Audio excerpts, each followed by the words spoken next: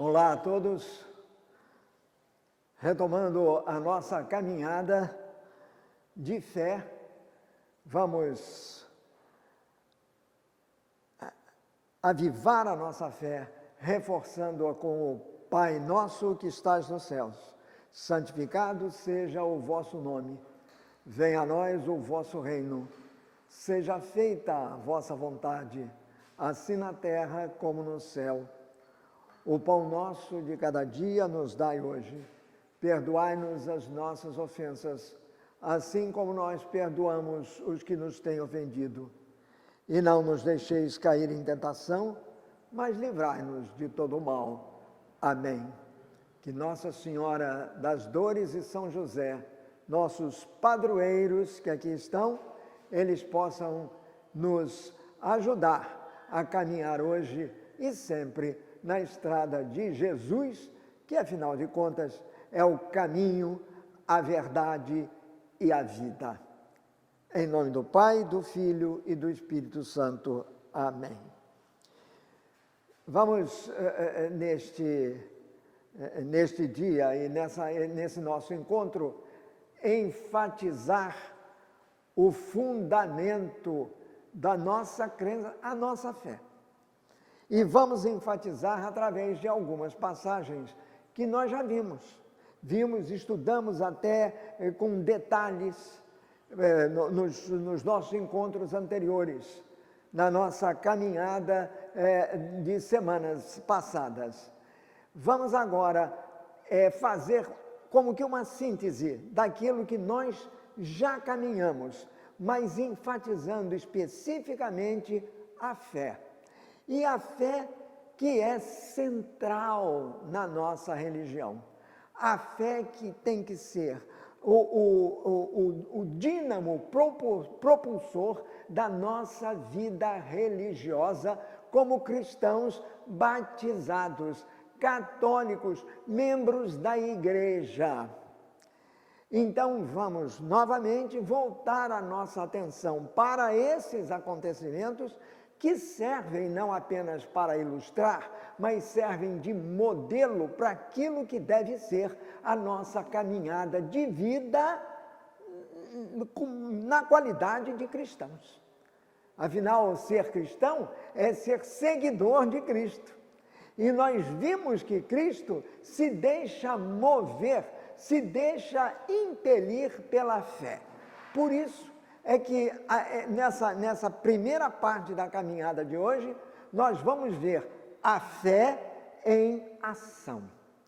O que leva Jesus a agir é exatamente a fé demonstrada por aqueles que o buscam sinceramente. E seja quem for, olhou para Jesus, conversa com ele, se liga a ele, seja quem for, Jesus estará sempre pronto a ouvir e atender o pedido de quem faz o pedido com fé. Aquele que se aproxima dele com fé. E vamos ver o paralelo que existe entre esses indivíduos que chegaram e que hoje servem de exemplo para nós e outros tantos que estavam lá, mas cuja fé não era lá tão forte. E ao se dirigirem a Jesus, dirigem-se a Jesus, mas assim, meio tépidos na fé. Mostram que têm fé, mas se deixam arrastar. É a famosa parábola do semeador, não é? Que vem com a semente e joga. A semente cai na beira da estrada, os passarinhos vão lá e comem. Ela cai entre as pedras, acaba nascendo, mas como não tem terra, quer dizer, a raiz é pouca, se vai. São essas pessoas. São aqueles que acreditam, mas que depois acabam não seguindo, porque não têm uma fé verdadeiramente arraigada naquele que é o Criador, afinal de contas, que é Deus, em primeiro lugar, em Jesus Cristo. É exatamente isto que nós vamos ver neste dia, para sintetizar tudo aquilo que nós já tínhamos visto anteriormente. E começamos exatamente por aqui, em Mateus, capítulo número 8, primeiramente versículos de 1 a 4, só para recordar. Então diz assim em São Mateus, que lá num determinado dia, Jesus desceu do monte e uma multidão o seguia. Então um leproso chegou perto dele, ajoelhou-se, na realidade ele se prostrou e disse. Então aqui já temos que parar para uma observação, enfatizar algo que nós já vimos. Jesus desceu do monte, isto significa que ele o havia subido anteriormente. Ele subira ao monte. Toda vez que na Sagrada Escritura aparece monte, isto significa uma proximidade de Deus, uma busca de Deus para um bate-papo, uma conversa com Ele. A conversa com Deus tem um nome, oração. Para nós é oração. Todas as vezes que nós nos dispomos a ficar em oração, isto significa que nós também estamos subindo ao monte, estamos em busca de Deus, queremos ter um contato permanente com Ele, porque Ele é a nossa força. Nós, como seres, como criaturas humanas, somos limitados e somos fracos. Temos uma grande capacidade, porém esta capacidade é limitada. E a fraqueza espiritual que nos domina, ela certamente nos faz cair. Então nós vamos em busca da força que só Deus pode nos dar, para que o nosso espírito se mantenha vivo, se mantenha alerta, se mantenha pronto a segui-lo. E seguir no caminho de Deus é seguir os passos de Jesus, com Jesus, que está porque quer estar conosco em primeiríssimo lugar. Então Jesus, que é um homem como todos os homens, ele também tem necessidade desse encontro com Deus. Veja, ele não tinha pecado, no entanto, o pecado quer dizer o afastamento de Deus. Ele não se afastava de Deus nunca, mas ele como homem, ele era um indivíduo fraco como todos os homens. Então ele ia buscar essa força interior para continuar para levar a cabo a missão que o Pai lhe encomendara, a missão que o Pai lhe dera para realizar.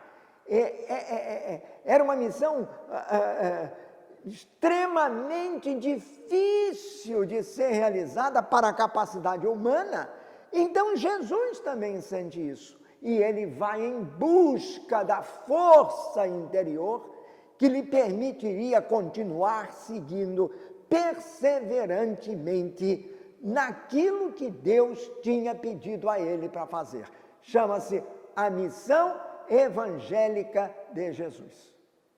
Então Jesus vai em busca dessa força, por isso ele sobe ao monte. Mateus menciona isso repetidas vezes, mas ninguém como São Lucas. O Evangelho de Lucas nos apresenta um Jesus orante. Jesus está sempre orando, quer dizer, ele sempre sobe ao monte. Então aqui é um dos casos em que ele, tendo subido ao monte, tendo passado um tempo no monte, oração também é assim, não é uma coisa jato, não é uma coisa rápida. Normalmente se faz em um lugar afastado e em silêncio.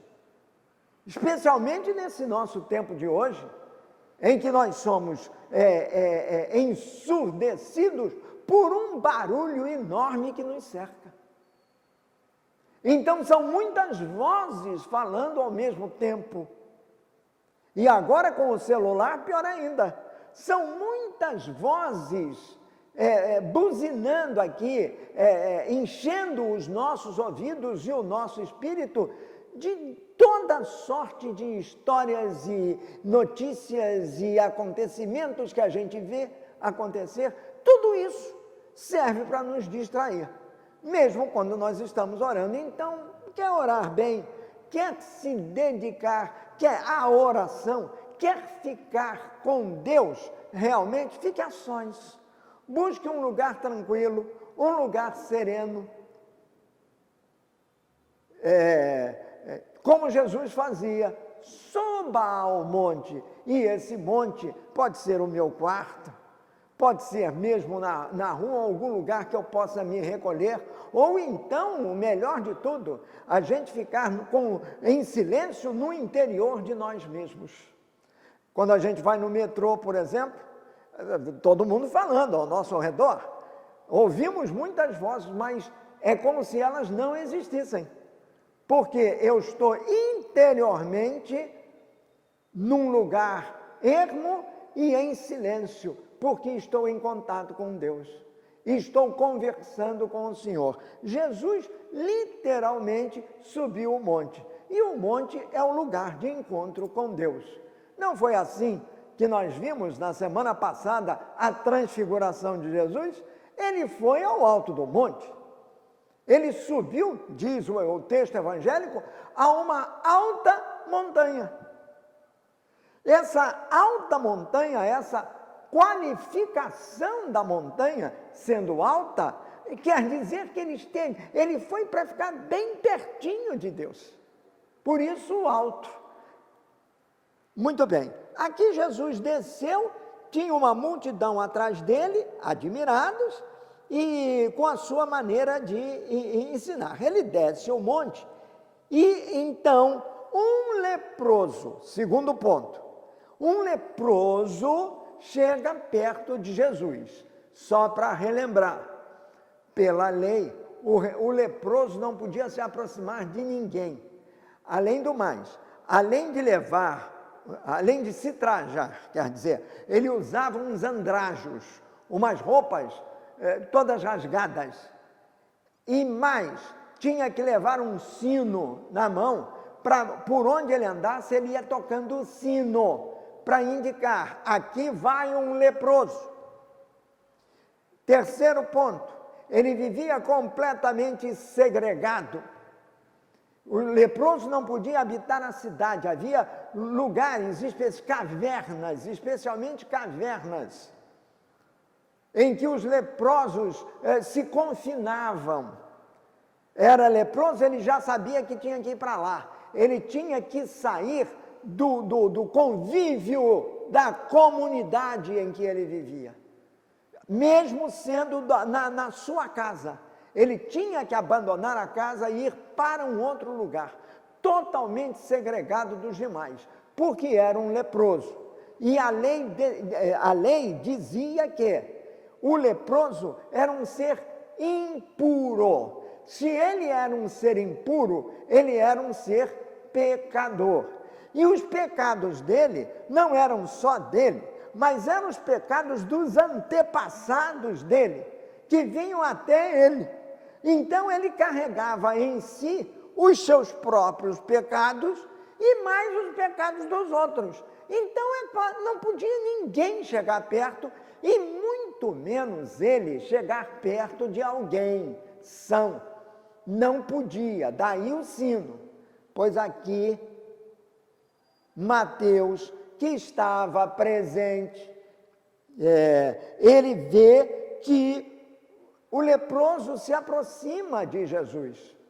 Ainda mais isto, aproximar-se de um rabino, de um rabi, que é um mestre.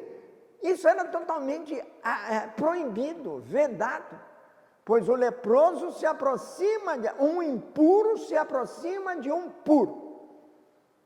O impuro, além de tudo, é um pecador, se aproxima de uma pessoa de pureza absoluta, geralmente os fariseus. Muito bem, ele se aproximou de Jesus, diz o texto de Mateus, que ele se ajoelhou. Se ele se ajoelha diante de Jesus, é sinal de que ele tem um respeito enorme por aquela pessoa. Ele reconhece naquela pessoa um ser diferente, um mestre diferente.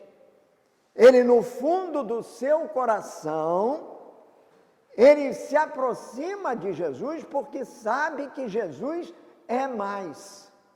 Jesus é diferente dos demais. E esta diferença está no fato de que a origem de Jesus, embora humana, é outra. Até aqui, ninguém reconhecera isso. Mas o leproso, quer dizer, diz o texto que há uma multidão seguindo Jesus. Então é um leproso, um indivíduo rejeitado pela sociedade preconceituosa do seu tempo, um indivíduo que não podia chegar perto de ninguém, pois ele se atreve a chegar perto do mestre e se colocar de joelhos, quer dizer, sinal de humildade absoluta.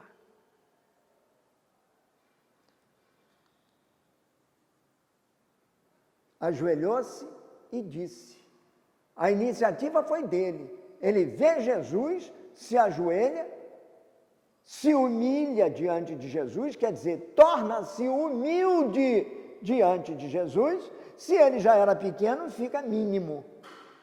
Torna-se humilde diante de Jesus e diz assim: Senhor, como está aqui, eu sei que tu podes me curar, se queres. Vários pontos. Senhor, eu sei. Ele tem certeza de que Jesus pode curá-lo. Mais ainda, a certeza dele vai além. Ele tem certeza de que Jesus pode curá-lo e que Jesus vai curá-lo.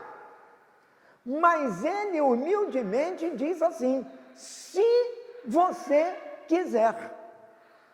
Na realidade, ele não diz se você quiser, porque aí seria uma hipótese. Jesus poderia não querer. Não, ele diz claramente: se tu queres.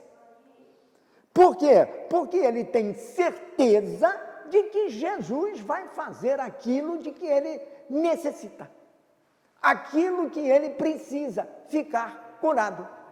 Por isso ele recorre a Jesus. Ele não foi ao Joãozinho nem ao Manuel, ele foi a Jesus. Jesus é o cara.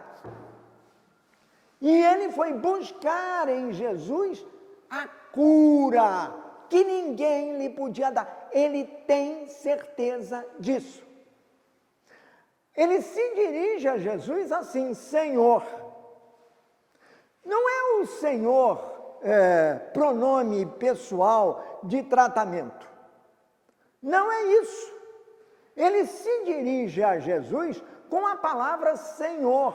Ora, esta palavra Senhor só era usada em relação a Deus.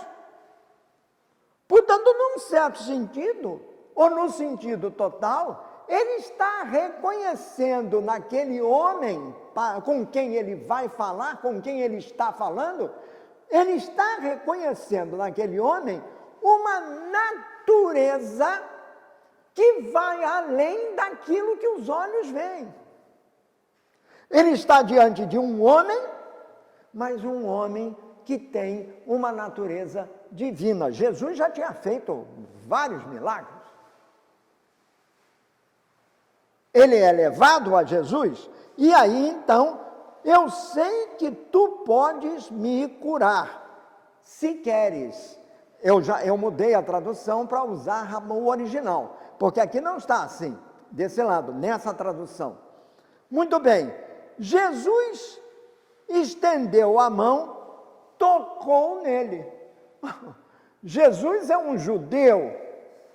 Jesus estende a mão para um leproso. Mais ainda, Jesus toca no leproso, coisa que era rigorosamente proibida pela lei. Jesus está desrespeitando a lei? Sim. Aos olhos das pessoas, ele não cumpre a lei, aí fica todo mundo espantado, porque ele toca naquele indivíduo. Mas qual é a lei que determina o comportamento de Jesus, ou esse comportamento? É uma lei maior, a lei do amor, que está na lei mosaica. Deuteronômio 6, está lá dito assim: amarás o Senhor teu Deus sobre todas as coisas, ponto. E ao próximo, como a ti mesmo. Jesus transfere ao próximo, que é aquele leproso, portanto, ele não faz acepção de pessoa, pode ser bom, pode ser leproso. Ele transfere ao próximo aquilo que vai no seu coração. E o seu coração, o coração de Jesus, era repleto de amor. O coração de Jesus continua sendo repleto, pleno desse amor que ele quer dar para os seus, para aqueles que o buscam como esse leproso buscou. Com a certeza de que Jesus pode fazer. Jesus então toca no leproso. Tudo que Jesus está fazendo é um ritual, digamos assim, mas é um ritual que contraria absolutamente todas as coisas que eles conheciam. Então Jesus toca no leproso e diz assim: volo, quer dizer, sim, eu quero. Veja, a resposta de Jesus indica que o leproso tinha razão em pensar que Jesus iria curá-lo. Então Jesus diz assim: sim, eu quero sim, você está curado. Na realidade, Jesus diz assim: fica curado. Ele usa a mesma expressão do Pai na criação. O Pai na criação usa os verbos do imperativo: faça-se, faça-se, faça-se o céu, faça-se a terra, faça-se o mar, façam-se as árvores, façam-se os peixes. Deus manda fazer, e aqui Jesus é imperativo. Ele determina, ele manda, mas manda pelo seu querer. E o seu querer foi motivado por quê? Pela fé do leproso. O que fez o leproso a ir até Jesus foi a sua fé. Ele tinha isto dentro de si, e ele dirigiu-se a Jesus com absoluta fé, ou seja, absoluta confiança de que o seu pedido seria atendido. Ele não tinha dúvidas, por isso não é se quiseres, é se queres. Humilde. Ele diz: eu quero ficar curado, mas acima do meu querer está o querer de Deus. E Deus sempre quer o bem de todos, porque Deus é grande, Deus é poderoso, porque Deus é o sumo bem. Por isso Deus é bom, só Deus é bom.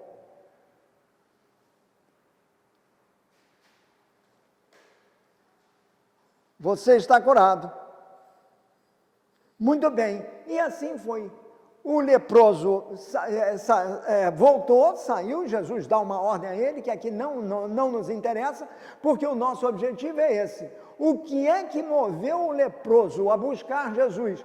Conhecendo ele como conhecia, a sua condição de impuro, de pecador, segundo a lei. O que o levou a buscar Jesus? Foi a fé.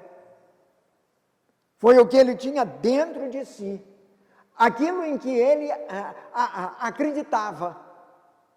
Acredito na cura, mas acredito, sobretudo, que é esse homem, chamado Jesus, o único que pode me curar. Foi isso que o leproso quis fazer. E é uma boa lição para nós. Quer dizer, ele serve de modelo. será que nós pensamos da mesma maneira? Será que quando nos dirigimos a Deus, nós nos dirigimos por Jesus, mas totalmente confiantes no poder amoroso de Deus, por intermédio de Jesus, para nos curar dos nossos males físicos e interiores. A doença ataca o nosso corpo, quer dizer, o físico, o material, o concreto, ataca mesmo e derruba.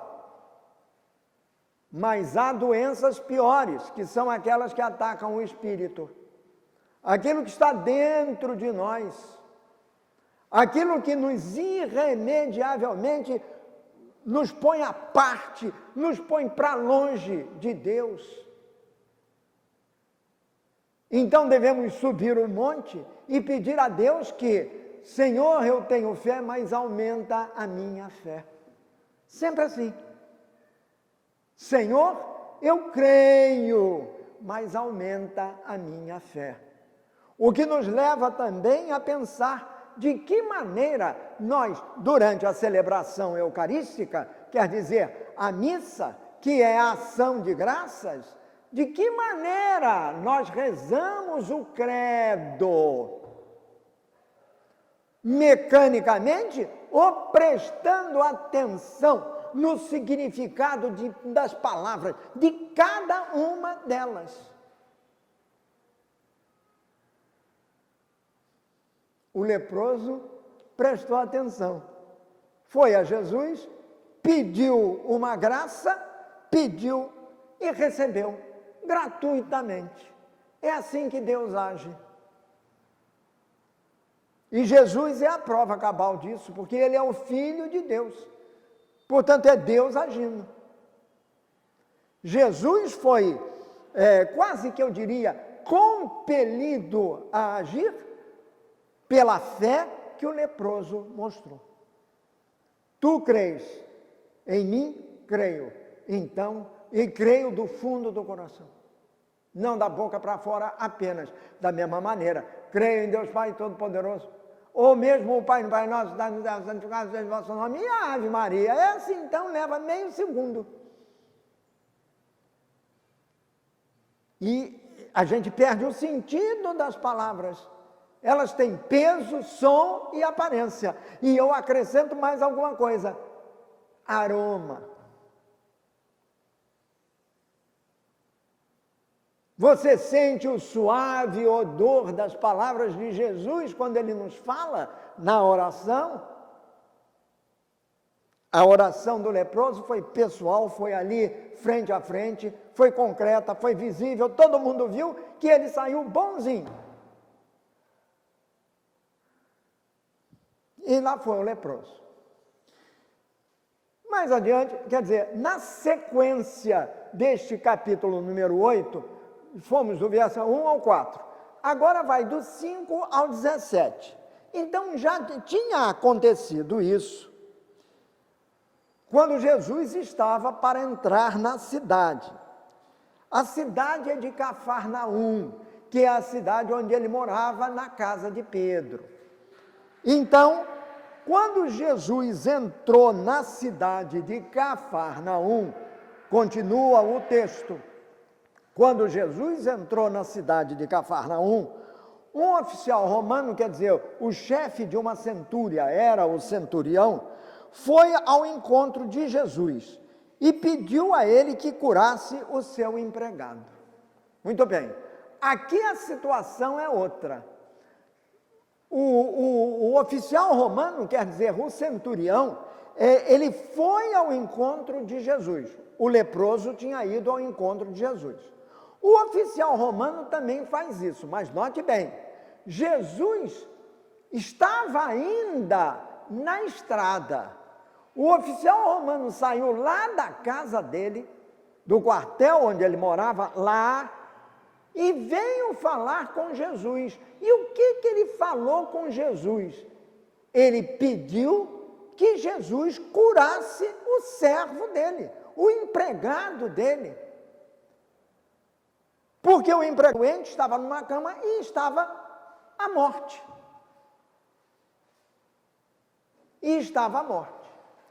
Então ele interrompe a caminhada de Jesus para a casa. Quem sabe se Jesus, cansado daquela viagem, não quisesse entrar em casa para tomar um banho. Pois ele interrompe a caminhada de Jesus, que está cercado de uma multidão que acabara de assistir à cura do leproso. Ele então ouve o oficial romano dizer a Jesus: Senhor, o meu servo está na minha casa tão doente que não pode nem se mexer na cama. Ele está sofrendo muito. O oficial romano, para quem o servo era um nada, era um servo e não só servia para trabalhar, só servia para servi-lo. Mas o que esse oficial romano está mostrando? Compaixão, comiseração, solidariedade para com o mal que está atingindo aquele empregado, mas, sobretudo, amor pelo empregado. O que moveu o oficial romano a Jesus? Outra coisa, ele é um oficial romano, então inteiramente pagão. O Deus dele não é o Deus de Jesus. Mas não será que aqui ele estava reconhecendo em Jesus um poder superior a todos os outros poderes que ele conhecia, inclusive o dele, como oficial, como chefe, como líder, como comandante de uma centúria 100 soldados.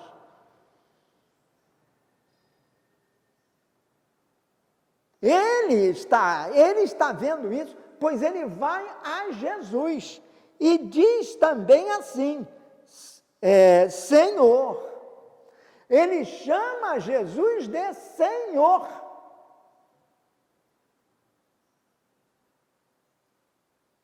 E pede a cura, não dele. Ele não apresenta problemas dele. Ele não faz nenhuma petição. Isto aqui é uma forma de oração. Ele foi pedir a Jesus a cura do empregado. Quer dizer, ele tem compaixão, ele tem amor pelo seu empregado. É o empregado que está doente, é o empregado que está à morte. E ele ama tanto aquele empregado que ele pede àquele que tem poder para curar o empregado, para fazer isso. Não pede para si. Ele olha o sofrimento do outro, se solidariza com esse sofrimento, faz desse sofrimento o seu sofrer. Ele sofre junto com o empregado,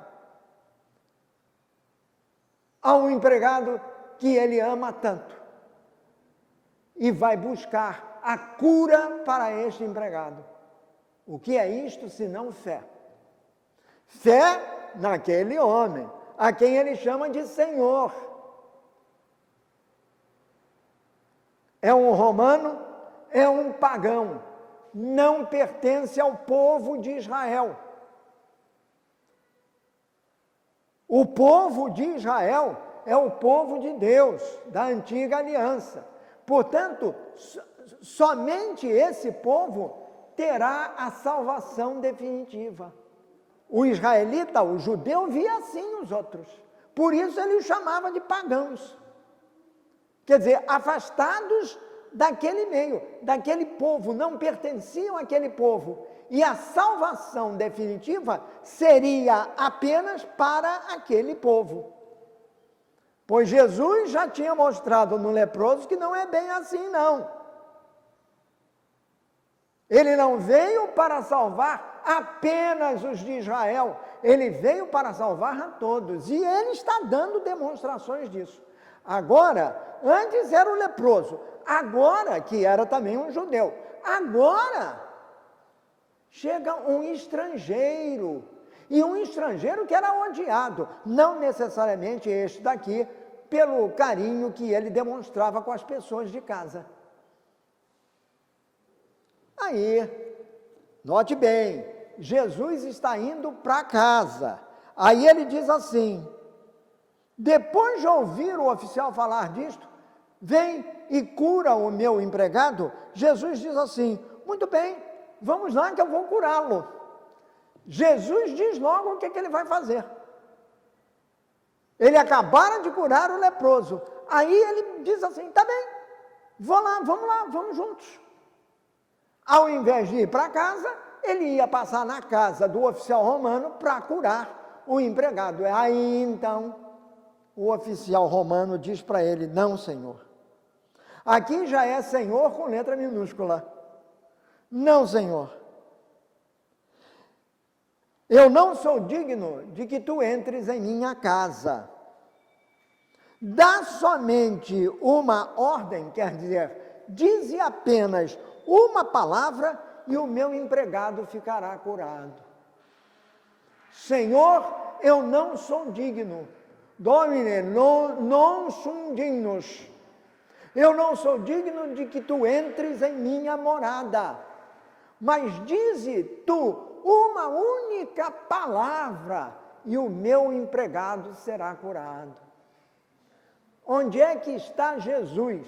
Está na casa do centurião? Não, estava se dirigindo para lá.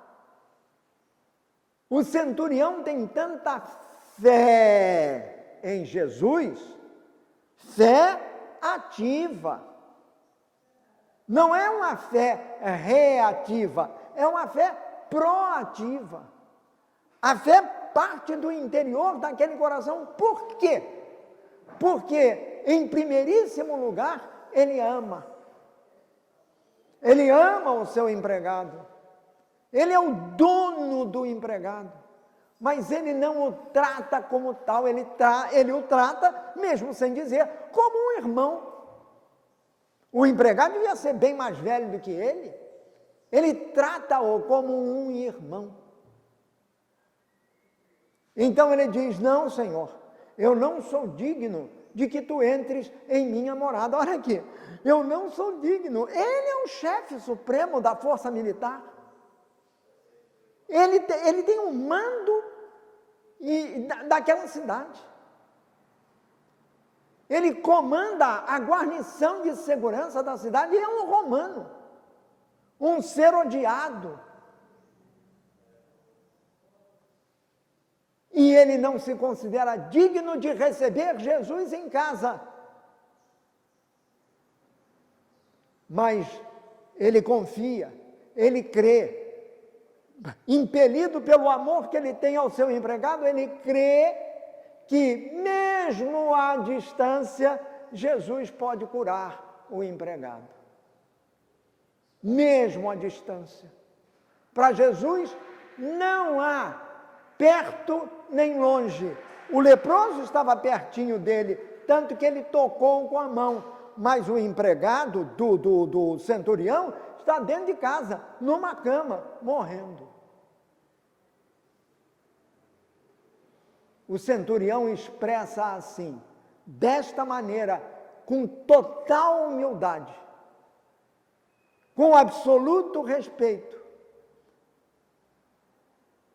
com uma força interior irresistível para o coração de Jesus, ele expressa a sua fé, a sua confiança, que nasce do amor que ele tem pelo seu próximo, pelo seu irmão, pelo seu empregado.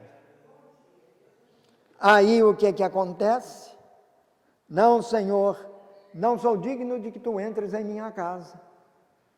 Eu não tenho essa dignidade diante de ti, mas eu tenho certeza sim, de que se tu falares, se tu queres, basta dizer uma palavra daqui e o meu empregado ficará salvo lá, a 1 quilômetro de distância.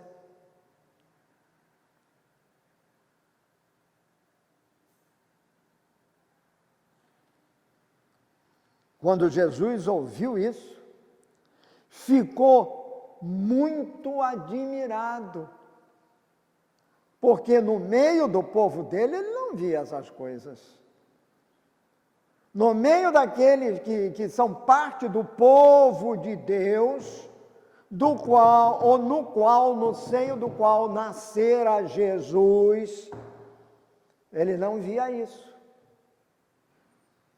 O leproso já não podia se acercar dele, mostrou fé nele. Agora é um pagão, é um indivíduo apartado de todo, ninguém absolutamente tinha respeito pelo pagão. O judeu simplesmente discriminava os outros que não fossem judeus. Então Jesus disse: em verdade eu digo a todos vocês,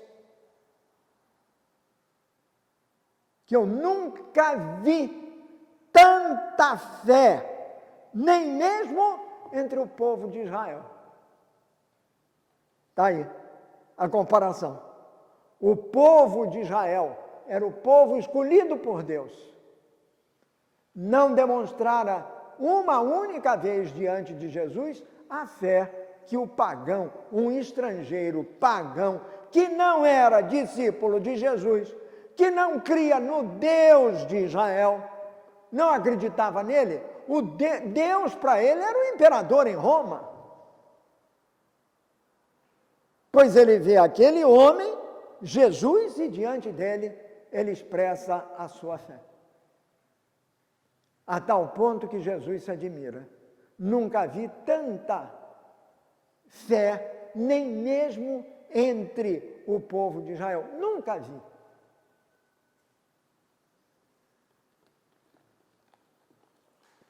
E continuou dizendo: muita gente chegará do leste e do oeste e se sentará à mesa no reino com Abraão, Isaque e Jacó.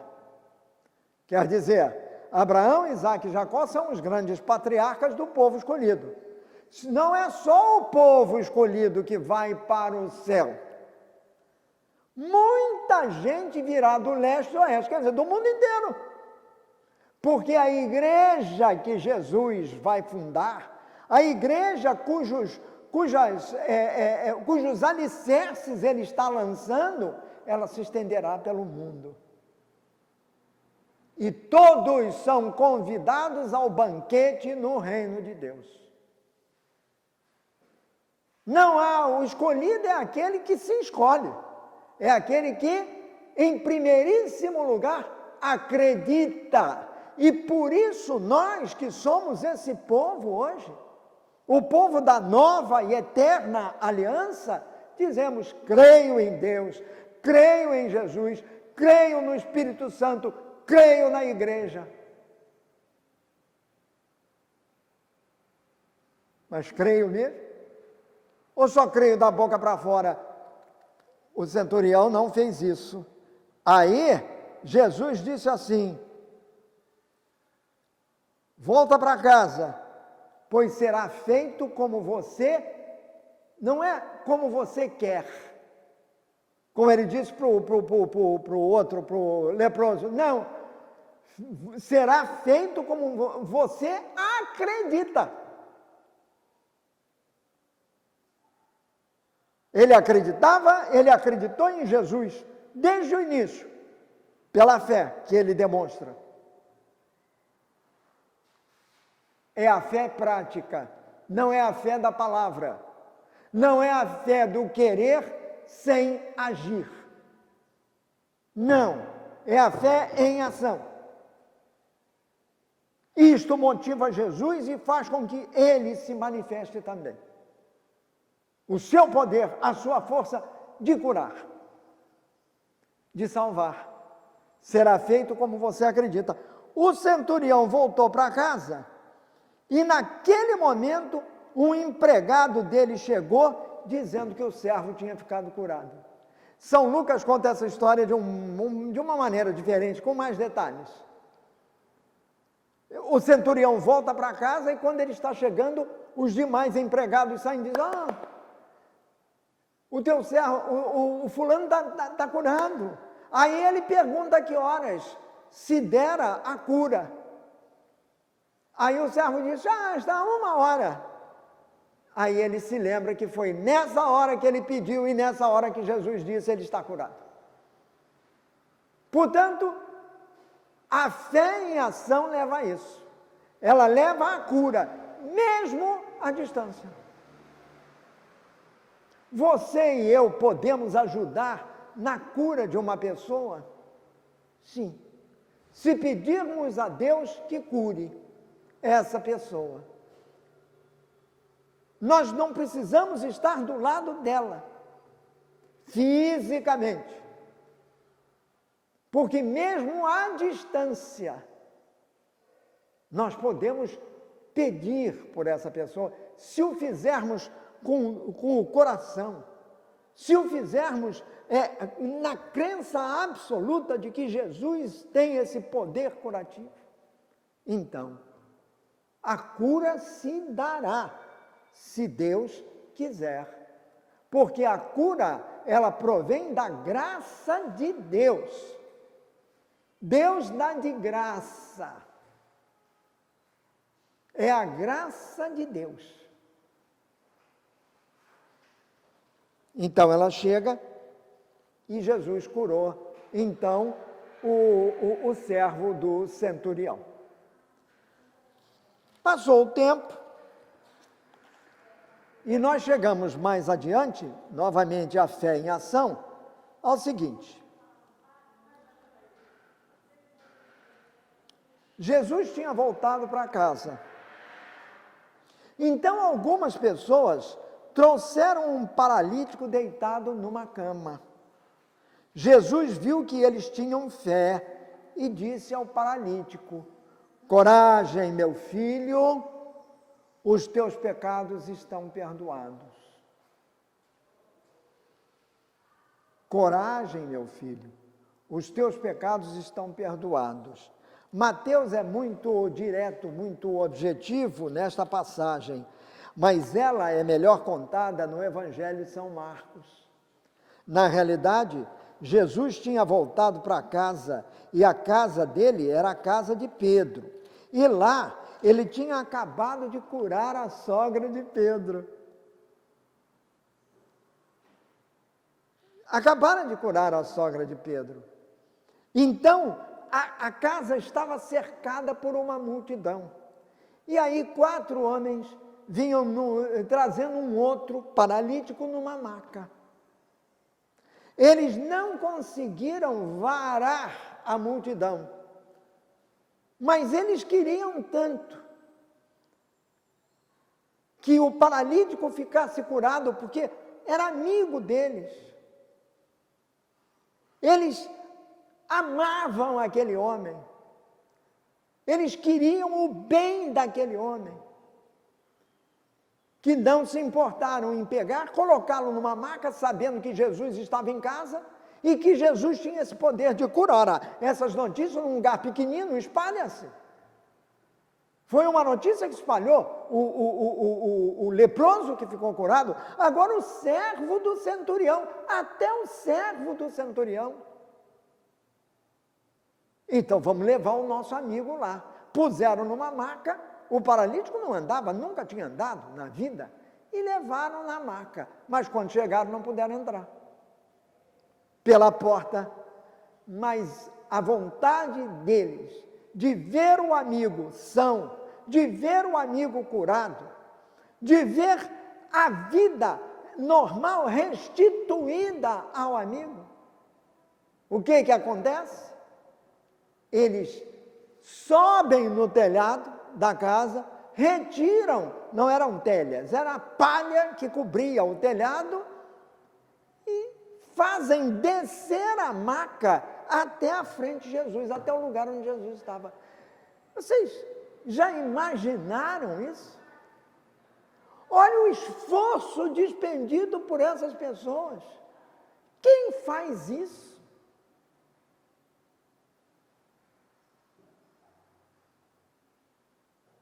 Certamente, isso só pode ser feito quando a gente ama as pessoas. E as ama de uma maneira absoluta, sem ver de quem se trata, sem fazer discriminação. Ah, não, eu gosto dele porque ele é alto, eu gosto dela porque ela é bonita. Não, senhor, é qualquer um, pelo amor que eu devo ao meu próximo, em função do amor que Deus tem por mim. O meu amigo, eu o quero ver curado. Então, deixa-me ir lá e pedir a quem pode curar, que é Jesus. Note que eles não foram à casa de Pedro, mas eles não vão para Pedro. Eles querem Jesus. Eles creem em Jesus.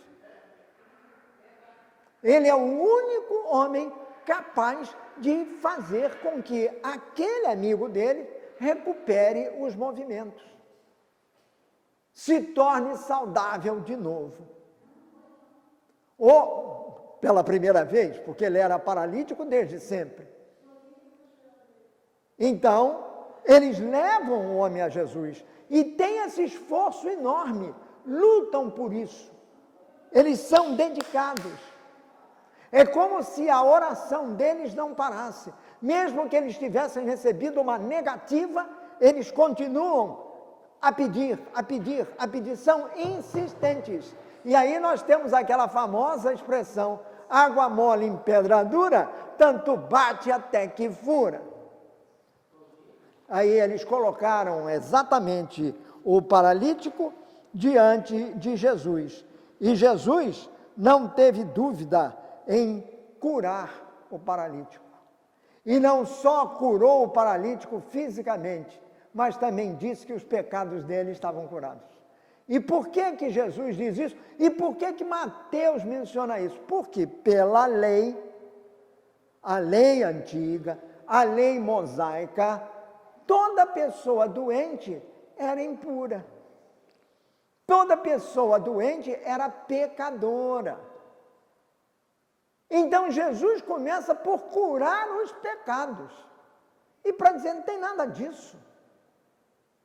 Os pecados estão para escândalo dos fariseus, porque curar os pecados, quer dizer, perdoar os pecados, somente Deus. Mas ele era o Filho de Deus, Jesus. E estava dando sinais disso. Tanto que eles dizem assim, como é possível uma coisa dessas? Aí o Jesus rebate dizendo o seguinte: vocês estão achando que eu estou blasfemando? O que é mais fácil dizer? Levanta-te e anda, ou os teus pecados estão curados. Então, para vocês saberem que o Filho do Homem tem poder para curar os pecados, para perdoar os pecados, então eu te digo, diz para o paralítico, levanta-te e anda. Destrói aquela pretensão de serem eles os únicos bons e o resto não prestar. E assim, o paralítico acabou curado. E Jesus dava mais um sinal daquilo ou de quem ele era, na cura do paralítico.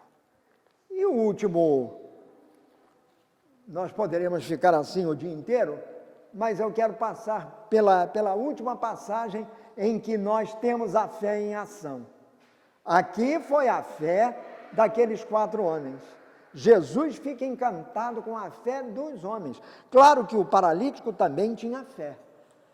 Não faltava ao paralítico a fé, mas foi a fé daqueles homens, a fé prática, a fé em ação, a fé que leva o coração de Jesus a se mover de compaixão, por amor também, leva o coração de Jesus a a se manifestar, e manifestar-se concretamente quando ele cura o paralítico, e não o cura apenas do mal físico que o impedia de andar, cura do mal moral, do mal interior, dos pecados. Ali, por quê? Porque o paralítico era considerado um pecador, um homem cheio de pecados, por isso ele era paralítico. Então Jesus acaba com isso, joga por terra essa pretensão dos chamados, ou dos que se consideravam puros. Esse não é impuro, porque existe nele muito amor, e o muito amor que ele tem por Jesus faz com que ele creia em Jesus. E você? E eu?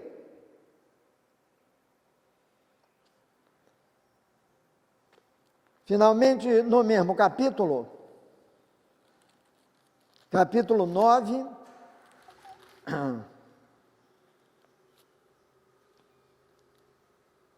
Jesus está falando ao povo. E aí, um chefe religioso, era o chefe da sinagoga, chegou perto dele, ajoelhou-se, é igual o leproso, ajoelhou-se. Só o fato de se ajoelhar demonstra humildade, respeito, consideração. E disse diretamente, note bem, nenhuma dessas pessoas que nós acabamos de mencionar, nenhum deles era discípulo de Jesus. Não seguiam Jesus. Eles estão afastados de Jesus, não estão perto de Jesus, fisicamente. Mas interiormente, eles estão muito próximos. O chefe da sinagoga era a mesma coisa, não era discípulo de Jesus, era um fariseu, não era discípulo de Jesus, era o chefe da sinagoga. Mas foi lá para Jesus, se ajoelhou diante dele. Onde que um chefe da sinagoga faria isso? Diante de um homem que era considerado um blasfemo pelos seus pares, porque perdoava os pecados.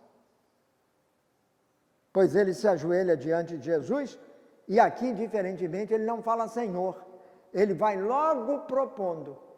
A oração dele é direta. A minha filha morreu agora mesmo. Isso é o que mais doía nele. Perdeu a filha, uma jovem. A minha filha acaba de morrer. Vem, põe a tua mão sobre ela para que ela viva de novo. Ele não fala Senhor, ele apenas apresenta o problema, e ao lado do problema, a sua fé, a sua crença. Vem ele, Jesus, e põe a tua mão nela para que ela viva de novo. Não é ela fique curada. Olha, Jesus curou o leproso, depois cura o servo do centurião à distância. Depois é um paralítico perto dele, que ele cura até os pecados do homem. Agora é o chefe da sinagoga que pede para ele ir à casa dele para tocar a menina, a fim de que ela recupere a vida que ela tinha perdido.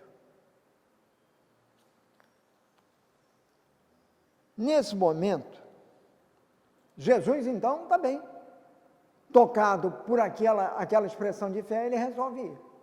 Mas naquele momento, uma certa mulher, que fazia 12 anos estava com uma hemorragia que não parava, veio por trás de Jesus e tocou na barra da sua túnica, da sua roupa.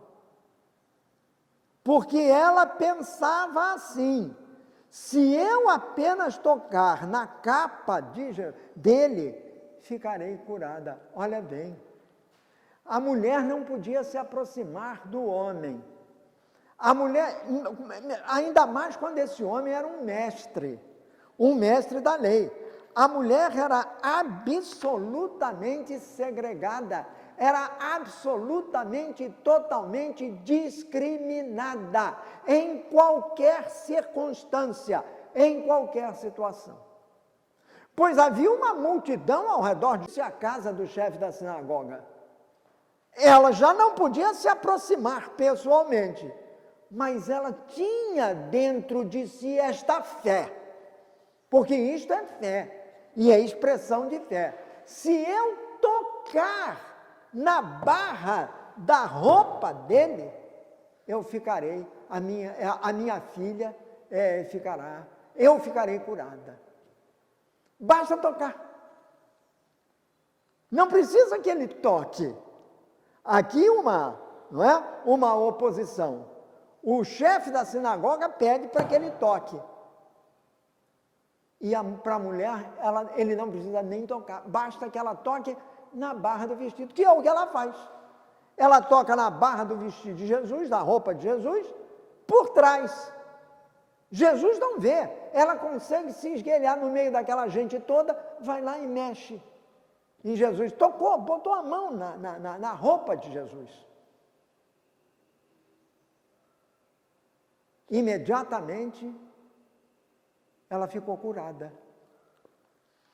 Diz aqui, Jesus virou-se então e viu a mulher.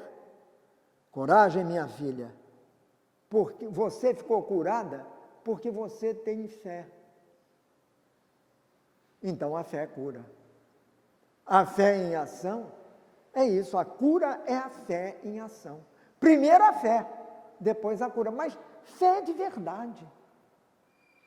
Ela tinha, e ela demonstrou isso. Eu não preciso nem chegar perto dele, eu não preciso nem pedir a ele que toque aqui e acolá, não, basta tocar na roupa dele, por detrás, e eu ficarei curada. E assim foi, ficou curada. Você teve fé, e naquele mesmo momento a mulher ficou curada. E quando Jesus chegou à casa do chefe da sinagoga, ele entra na casa e vê uma multidão chorosa.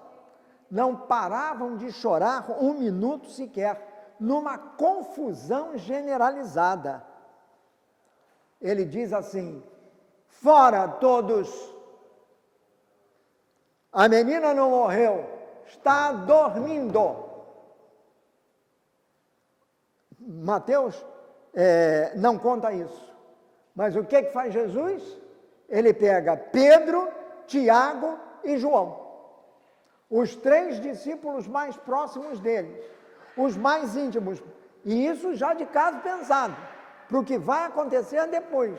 Ele pega Pedro, Tiago e João e leva, e são esses 3 que servem de testemunha para o que está acontecendo. Ele queria que a salvação que ele estava trazendo para aquela menina, a ponto de ressuscitá-la porque ela tinha morrido, ele queria que fosse testemunhado pelos seus amigos, para que os amigos fossem se fortalecendo para enfrentar a grande e crua realidade que viria depois, na hora em que é o próprio Jesus que vai parar na cruz. Então tudo isso serve para eles irem firmando a sua fé. Ele foi lá e disse assim, ele entrou no quarto onde estava a menina, pegou-a pela mão e ela se levantou. São Lucas nos conta que ele chama a menina, ele não diz o nome dela, mas virou nome de pessoa. A palavra menina em hebraico é talitá. Então ele diz assim, talitá cumi, ou seja, menina, levanta-te. Aí deu a mão e suspendeu a menina. E ela se levantou. E a notícia disso se espalhou por toda aquela região. A notícia se espalhou por toda aquela região. A fé em ação. Nesses 4 casos, do leproso, do servo do centurião, que a gente chama do centurião, do paralítico, da menina que está morta e da mulher que está enferma, eles todos foram curados, sendo que a menina foi ressuscitada. Por quê?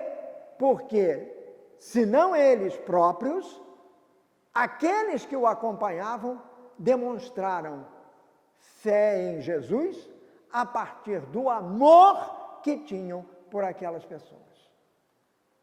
Ou quando o próprio indivíduo pede a Jesus a cura, que foi o caso do leproso, é pelo amor que ele tem a Jesus. E pela confiança que ele deposita em Jesus. Pela fé que o move para se dirigir àquele homem, especificamente àquele homem. A grande questão agora, neste momento que nós estamos vivendo, nestes tempos tão difíceis, como anda a nossa fé? De que maneira nós a manifestamos? Pegamos um megafone e vamos apregoando pelas ruas e lá no Largo da Carioca? Ou simplesmente nós a manifestamos através das nossas ações concretas de amor ao próximo e de amor a Deus, por Jesus, de uma maneira sincera, de uma maneira plena, não apenas da boca para fora. Para que isso aconteça, é preciso eu me perguntar como eu estou rezando o credo, como eu estou rezando o Pai Nosso, e como eu peço a Nossa Senhora que nos ajude, que me ajude. São as 3 orações que a gente reza mais frequentemente, porque estão no terço até. O credo, o Pai Nosso e a Ave Maria. As 3 orações mais simples que nós aprendemos ainda quando crianças. Como é que elas estão sendo rezadas? Se elas são rezadas com um sentido verdadeiro, até de conversão, ou se elas são rezadas mecanicamente. O que nos leva a pensar de que maneira estamos participando das nossas missas. Assistimos a elas tão somente assistir? Ou dela participamos vivamente? E participar vivamente não é só falando, não. Nós falamos demais na hora da missa. É do coração.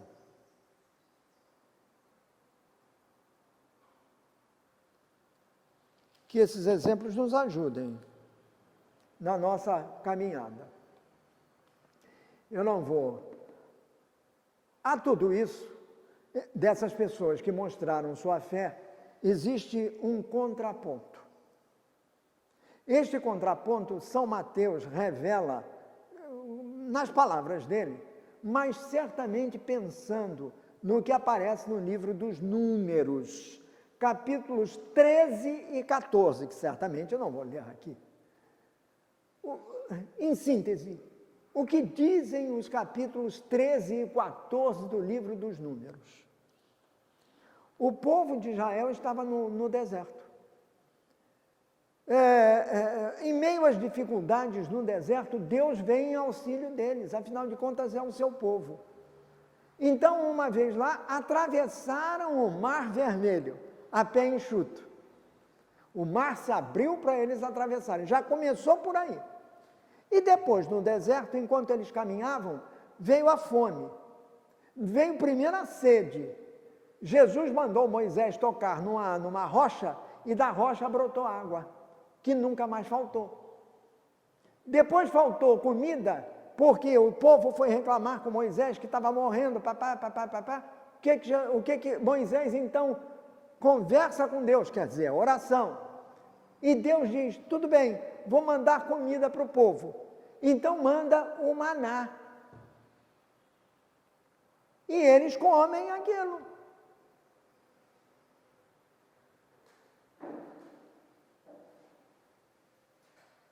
Passam-se os anos, eles estão chegando à terra prometida, mas estão ainda a uma certa distância. Então Deus chama Moisés, é do que trata esses capítulos, esses 2 capítulos do livro dos Números. Ele trata isso. Ele chama Moisés e diz para ele: olha, escolhe aí os líderes de cada tribo. Você é que vai escolher. Ele era o chefe geral. E manda à tua frente para fazer um trabalho de um levantamento dos povos que estão à frente. Desses povos que vivem nesta terra à frente. Para que vocês se inteirem de quem eles são e do que vocês precisam fazer para conquistar a terra prometida, a terra onde corre leite e mel, que eu prometi a vocês e vou dar. Mas é preciso, evidentemente, trabalho de vocês também. Então vai lá, vai na frente e vê o que vocês vão ter que fazer. Eu estou vigilante, eu é que estou conduzindo vocês. Moisés faz exatamente o que Deus tinha mandado fazer. Aí saem os chefes das tribos, eles viviam em tribos, né? Eram nômades, e foram lá. Passado algum tempo, eles voltam a Moisés e contam o que eles tinham visto. Falam dos povos que eles viram, de como eles vivem, de como eles são, não sei o quê. Mas falam de uma maneira pessimista. A terra tinha sido prometida por Deus e Deus já provara o seu poder, dando-lhes aquilo que eles não tinham, aquilo que eles precisavam ter para sobreviver. Deus tinha se manifestado a eles repetidas vezes, tinha vindo em auxílio deles. Para resumir a história, o que eles fazem? Eles simplesmente se revoltam contra Deus, revoltando-se contra Moisés. E chegam a dizer: nós não vamos conseguir entrar nessa terra nem a pau. Esses povos são muito mais fortes do que nós. Há alguns que são tão fortes fisicamente que são filhos de gigantes. Que Deus é esse ao qual nós temos que adorar? Muito pelo contrário. Nós preferimos estar no Egito agora, onde nós tínhamos cebola e carne, mas a cebola veio primeiro. Cebola e carne. E aqui ele nos deixa comer o pó da terra, neste deserto inóspito. Estamos morrendo e não vamos entrar nunca nesta terra. Impossível vencer essas pessoas. Então eles se revoltam contra Deus. O povo da antiga aliança é um povo pessimista, mesmo tendo recebido todo o auxílio de Deus. Deus nunca os abandonou. Ia como uma coluna de fogo durante o dia à frente, e à noite vinha a nuvem que os cobria. Sinal da proteção de Deus. Era o povo que ele escolheu. Aí Moisés também se revolta e vai reclamar com Deus. Já não aguento mais, este povo está contra mim. Eu não aturo mais, é um povo de cerviz dura. O que é que tu fazes? Como é que nós... Aí Deus diz para ele, quer dizer, vai terminar a história assim. Deus diz que vai intervir. Disse que ia fazer, que ele mandou, ele lembra tudo que ele já tinha feito e diz que o que eu prometi a vocês será cumprido. Vocês entrarão na terra onde corre leite e mel, mas isso vai ter um custo. porque vocês se revoltaram contra mim. Vocês não acreditaram, vocês me deram as costas. E não foi só aqui não, lá na história do bezerro de ouro também foi a mesma coisa. Apesar de todo o amor que eu demonstro por vocês, vocês me viram as costas. E eu tenho um amor extremado e vocês me rejeitam. Pois então, vocês vão entrar porque isto é uma promessa. Eu disse que ia fazer e vou. Agora vocês vão pagar durante 40 anos, porque eles passaram 40 dias fora. Então diz que Deus diz para eles, para cada dia 1 ano, em que vocês vão comer o pão amargo da existência. Mas no fim vocês vão entrar.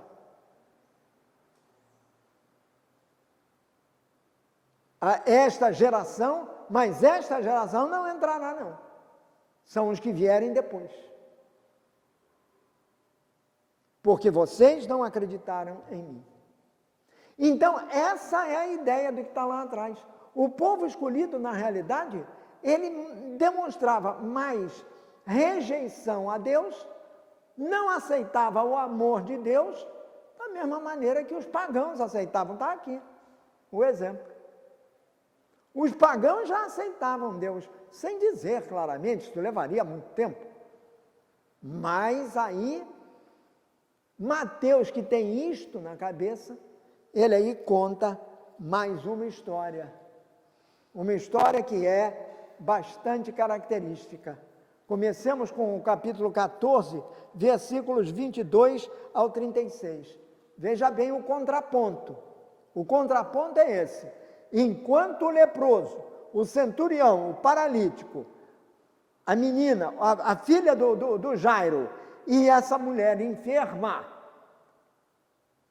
que não são discípulos de Jesus, creem firmemente no poder que ele tem para curar os males físicos e até os pecados das pessoas, talvez inspirados lá por trás, em que o povo da antiga aliança rejeitava o amor de Deus, virando-lhe as costas, ao sinal da menor dificuldade.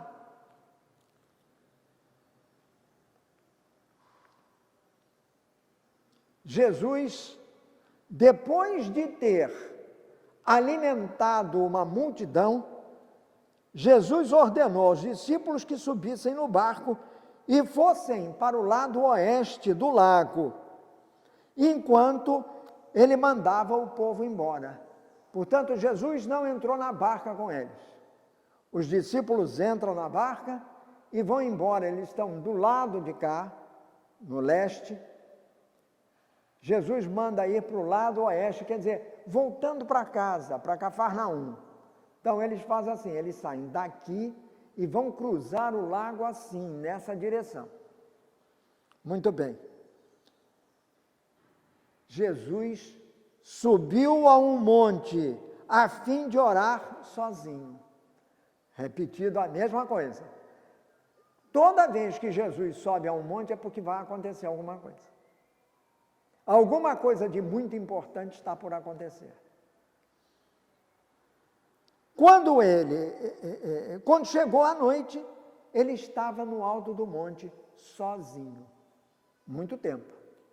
A noite chegou e ele continuava lá no alto do monte.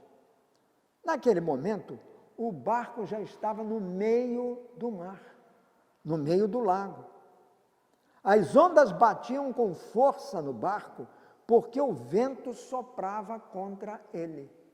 Eles estavam indo para o oeste e o vento vinha de leste, lá vinha do mar Mediterrâneo e batia no barco. Já de madrugada, lá pelas 3 horas da manhã, Jesus foi até eles andando em cima d'água. Você consegue andar em cima d'água? Não, porque nem eu não sou peixe.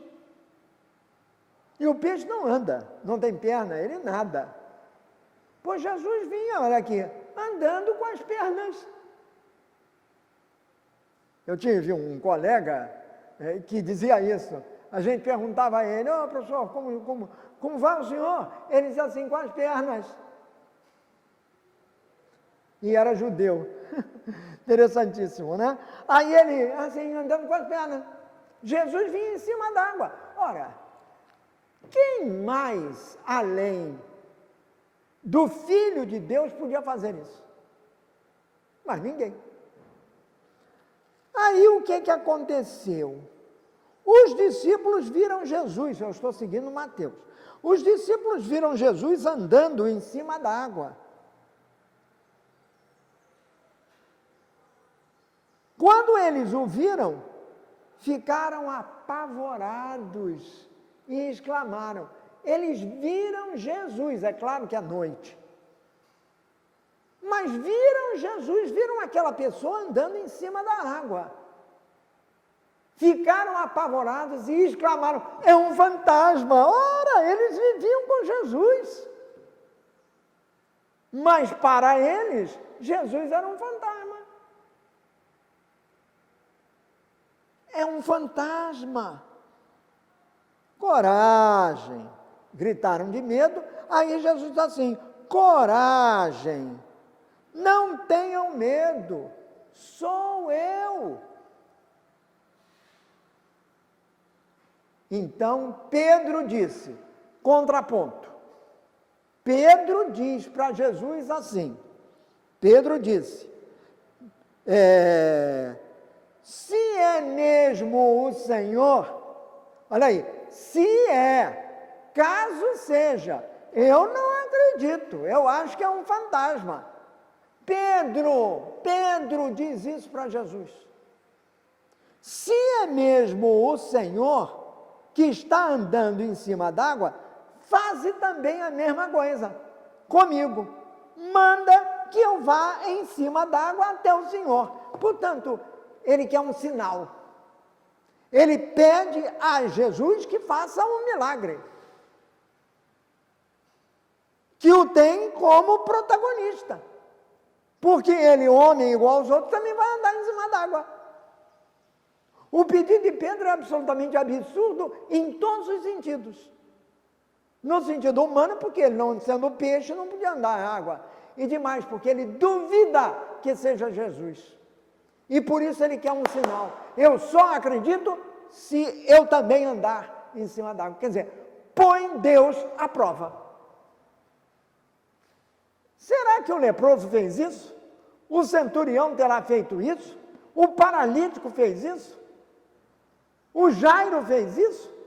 A mulher enferma fez isso? Não, ninguém, e nenhum deles era discípulo de Jesus. Agora nós temos um discípulo que duvida que seja Jesus, ele está pedindo. O milagre seria andar em cima d'água, pois para espanto geral, Jesus se lembrando daquele anúncio antigo da Caixa Econômica faz assim, vem.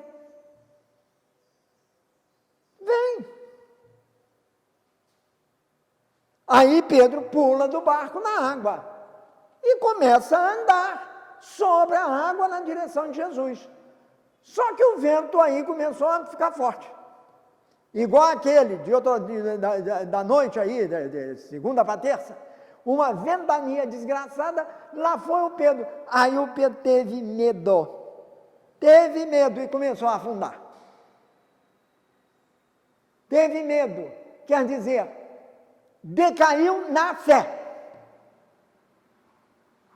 A fé é imatura nesse momento. Ele não tem a força que move as pessoas quando são pessoas de fé realmente. Como foram esses, que não eram discípulos. Aí Pedro, socorro, Senhor. Ele ama Jesus. E ele sabe que por si, ele não consegue nada, ele precisa da graça de Deus. Ele caiu ele não teve fé, ele começa a afundar. Aí o que acontece? Ele pede socorro.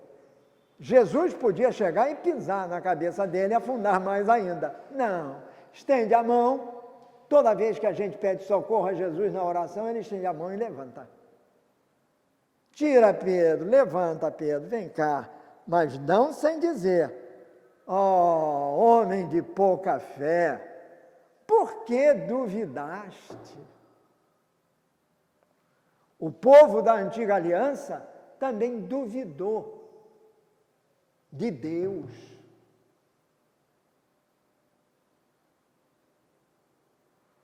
Agora foi Pedro, homem de pouca fé, por que duvidaste? Isto nós estamos ainda, isso é 1 ano e pouco depois de Jesus começar a andar com ele, quase 1 ano e meio. Pedro já podia ter um pouquinho mais de fé. Não, ama Jesus, é um homem de fé, sem dúvida, mas uma fé imatura, uma fé enfraquecida. É daquele que a terra, mas uma terra que está entre as pedras. Pedro ainda não acredita como tem que acreditar, com todo o coração, toda a alma, toda a mente. Creio, mesmo sem entender, eu creio. E aí ele não foi.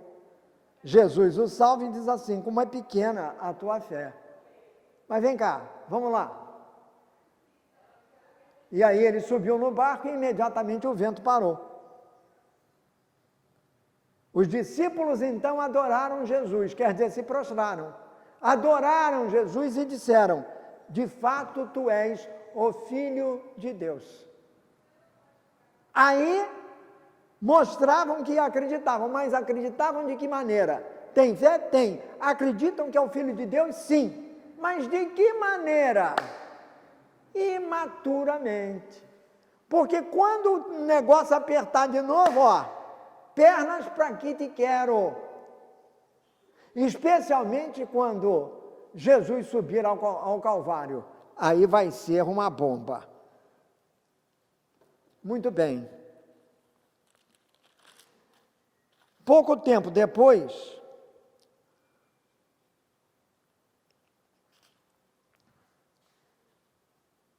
a fé vai avançar a fronteira. Capítulo número 15, versículos 21 ao 28. 15, 21 ao 28.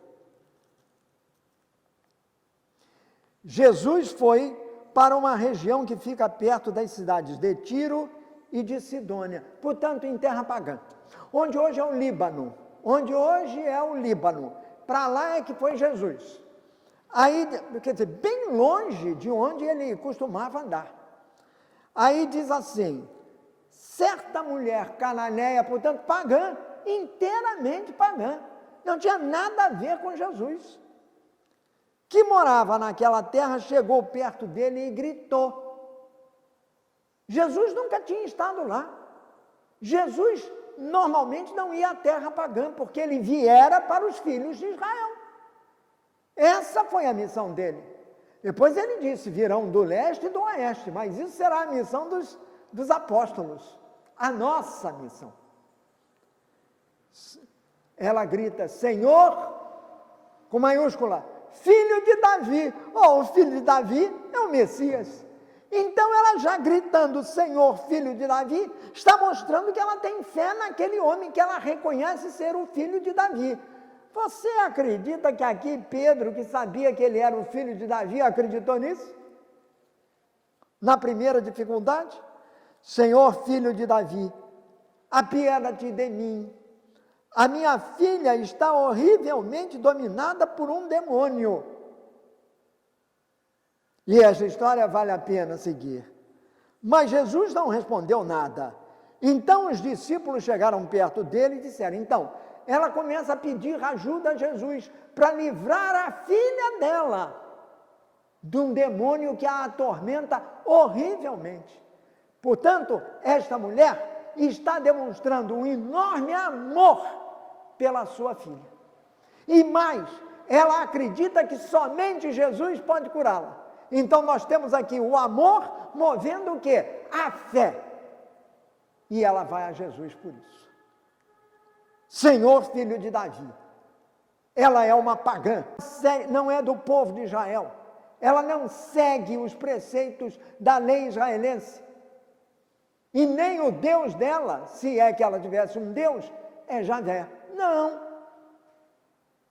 Mas ela reconhece em Jesus o filho de Davi, quer dizer, o Messias. Ninguém tinha falado isso. Os discípulos de Jesus não reconheciam isso. Mas Jesus não respondeu nada. Aí os discípulos aproveitaram que Jesus não respondeu nada e disseram assim, manda essa mulher correr. Ela está nos atormentando, vindo atrás, gritando o tempo todo, está atrapalhando a nossa caminhada. Jesus respondeu. Aí, depois dessa manifestação, Jesus respondeu, eu fui mandado somente para as ovelhas perdidas do povo de Israel, aparentemente afastando a mulher, porque ela não é ovelha e muito menos está perdida e menos ainda é do povo de Israel. Ela é uma pagã. E Jesus não veio para esses. Jesus veio apenas para aqueles que estão perdidos do povo de Israel. Então a mulher veio, ajoelhou-se aos pés de Jesus e disse, Senhor, ajuda-me. Súplica, oração. Senhor, ajuda-me. Ajuda-me. Não por mim, não para mim, mas pela minha filha, que eu amo de paixão. Jesus continuou. Ele já tinha dito que não, porque ele veio só para os filhos de Israel. Aí ele disse assim, não está certo tirar o pão dos filhos e jogá-lo para os cachorrinhos. Na realidade, ele fala para os cachorros.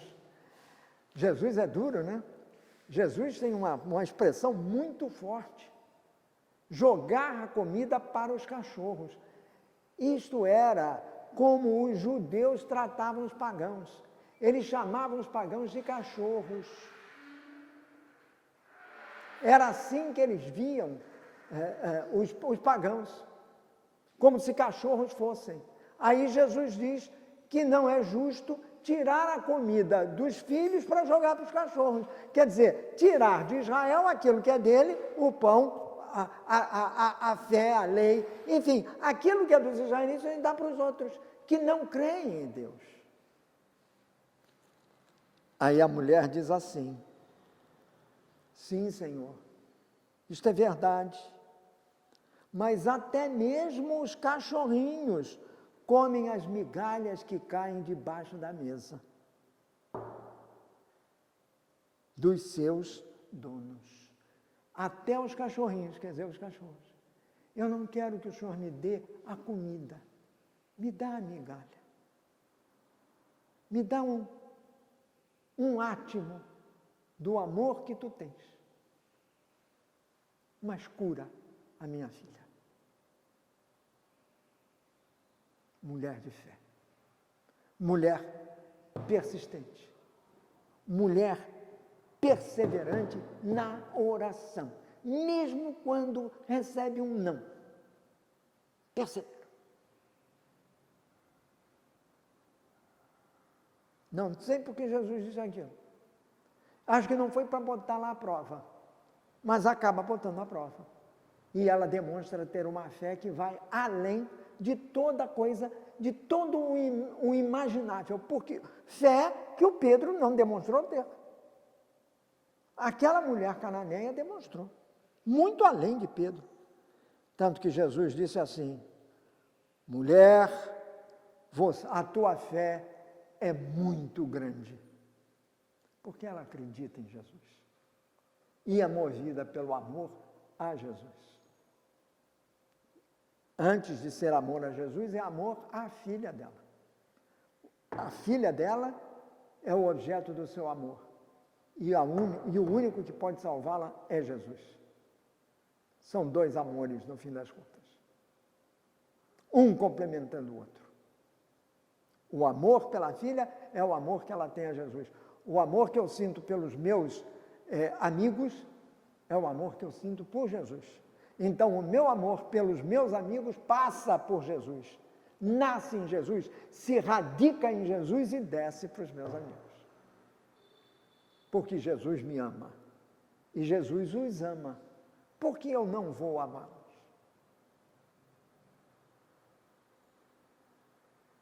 Mulher, a tua fé é enorme.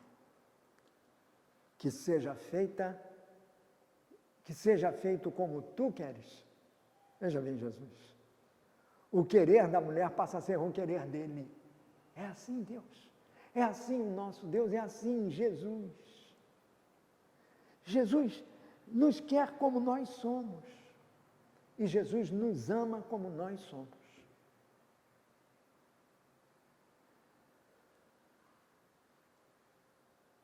E naquele momento, a filha dela ficou curada. Esta é uma das mais lindas passagens do Evangelho. Tanto que é citado pelos sinóticos. Estamos em Mateus, a gente vai ler em Marcos, ele chama a mulher não de Cananeia, porque os judeus já não usavam mais esse nome, ele chama de Sírio-Fenícia, porque morava entre a Fenícia, que é hoje o Líbano, e a Síria. Sírio-Fenícia. E São Lucas também conta a mesma história, chama de mulher estrangeira. Mas o ponto mais importante é, primeiríssimo lugar, o amor que essa mulher demonstra pela filha. Por querê-la da mesma maneira como o paralítico. Foi levado por 4 indivíduos e Jesus diz a mesma coisa, a tua fé é enorme. E do paralítico, do centurião, ele vai dizer, nunca vi ninguém com tamanha fé. A fé do centurião foi de tal ordem que até hoje nós repetimos as suas palavras no momento da celebração eucarística. Senhor, não sou digno de que tu entres em minha morada, mas dize uma palavra e serei salvo. Entrou para a história, entrou para a nossa fé. A fé que professamos e a fé que devemos pôr em prática. Enraizada no amor, como esses exemplos que nós tivemos hoje.